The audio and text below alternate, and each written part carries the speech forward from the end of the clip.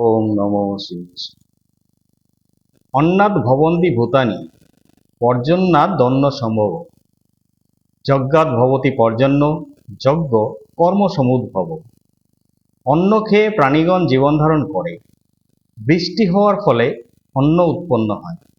পূজা পার্বণ যজ্ঞ অনুষ্ঠান করার ফলে বৃষ্টি উৎপন্ন হয় এবং শাস্ত্রোক্ত কর্ম থেকে যজ্ঞ উৎপন্ন হয়। পরমেশ্বর ভগবান হচ্ছেন যজ্ঞপুরুষ, অর্থাৎ সমস্ত যজ্ঞের ভোক্তা হচ্ছেন তিনিই। তিনি সমস্ত দেবদেবীরও ঈশ্বর।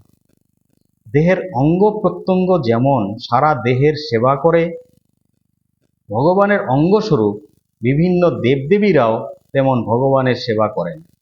ইন্দ্র, বরুণ, চন্দ্র আদি দেবদেবীদের ভগবান নিযুক্ত করেছেন জড়জগৎকে সুষ্ঠুভাবে পরিচালনা করার জন্য।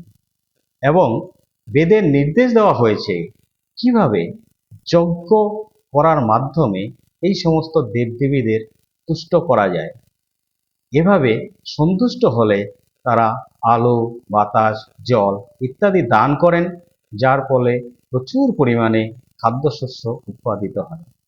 এই কারণে কৃষ্ণ ভাবনাময় ভগবানের ভক্তরা ভগবানকে সমস্ত খাদ্যদ্রব্য নিবেদন করে তারপর সেই প্রসাদ গ্রহণ করেন। তার ফলে দেহ চিন্ময়ত্ব প্রাপ্ত হয়।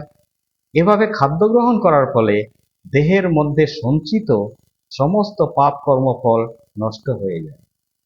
পক্ষান্তরে যে ভগবানকে নিবেদন না করে কেবল নিজের ক্ষুধা নিবৃত্তির জন্য, ইন্দ্রিয় তৃপ্তির জন্য খাদ্য গ্রহণ করে, তার পাপের ফল ক্রমশ বাড়তে থাকে এবং তার মনোবৃত্তি অনুসারে পরবর্তী জীবনে শূকর, কুকুর ইত্যাদি নিকৃষ্ট পশুদেহ ধারণ করে এবং পাপ কর্মের ফল ভোগ করতে থাকে।